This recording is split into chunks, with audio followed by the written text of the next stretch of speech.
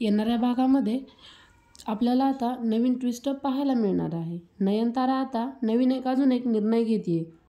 ती आता ठरवते की ऋषीचं कमळीसोबत लग्न लावायचं, कारण कमळीची आई ही तिच्या घरी मोलकरीण म्हणून काम करत असते आणि तिला तिच्या सुटकेसमध्ये सापडलेला असतो कमळीचा आणि तिचा आणि आजोबाचा फोटो आणि कमळीच्या वडिलांचा फोटो।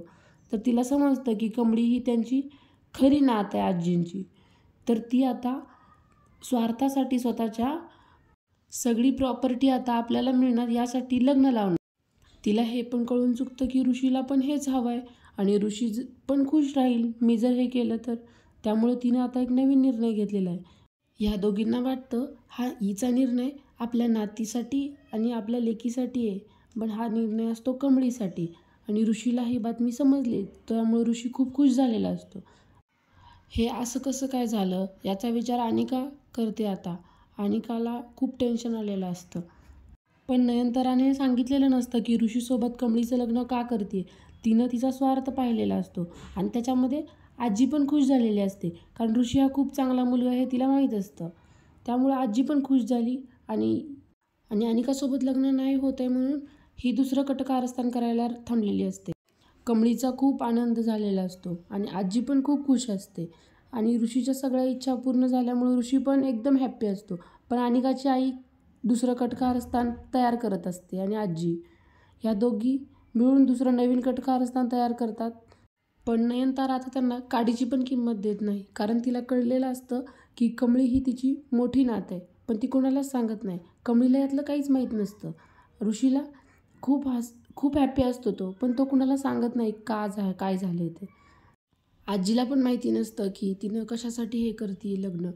पण कमळीच्या आईला याचा खूप राग आलेला असतो, कारण तिला वाटत असतं की कमळीशी लग्न कसं काय होतं आहे। त्याच्यामुळं ती खूप विचारात पडलेली असते आणि आपल्या अनिकासोबत ती लग्न नाहीत करत आहे याच्यामुळे तिला खूप त्रास होत असतो अनिकासारखाच। अनिका तर पूर्ण आपली काय करेल याची तिला कल्पना। कमळी खुश असते, पण तिच्या मनात एक विचार असतो की आपण आपल्या आईला विचारलं नाही अजून, त्यामुळं ती त्या विचारात असते आता। ती खूप खुश असते आतून, पण तिच्या मनात हा विचार असतो। तेवढ्यात आजी तिला समजावतात की ऋषीसारखा मुलगा तुला शोधून पण सापडणार नाही बरी।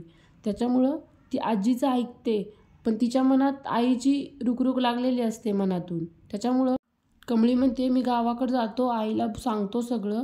ऋषी म्हणतो मी पण येतो तुझ्यासोबत। ऋषी त्यात खूप हॅप्पी असतो, कारण नयनताराने यात फक्त स्वतःचा स्वार्थ साधलेला असतो। नयनतारा याचाच विचार करत असते की आपण जर या पुरीसोबत लग्न केलं तर आपण बिझनेस पार्टनरसाठी एक खूप मोठी हातमिळवणी करू शकतो, या विचारात फक्त ती असते। आणि ऋषीला तर पहिलाच आनंद झालेला असतो, कारण तिला पहिल्यापासून त्याला कमळी आवडत असते, बट त्याला कधी एक्सप्लेन केलेलं नसतं आईसमोर। त्याच्या सगळ्यामुळं ते सगळेच खुश राहतात आणि हिचा फक्त त्याचा स्वार्थ असतो। पण हिच्या मनात एक दुसरी गोष्ट असते की हिच्यासोबत आपण आता लग्न करायचं आणि परत ऋषीचं आपण लग्न दुसरीकडे करून द्यायचं, फक्त इस्टेट प्रॉपर्टीसाठी। आजी आणि अनिका हे लग्न कसं मोडता येईल याचा दुसरा प्लॅन करत असतात, पण यांचा प्लॅन काय सक्सेस होईल असं होत नसतं आता, कारण नयनताराने बोललेले शब्द आहेत ते खरे होत असतात आता। त्याच्यामुळं ऋषी एकदम खुश असतो आणि कमळी पण एकदम खुश असते। या दोघांचा आता जोडा खूप बघण्यासारखा असणार आहे।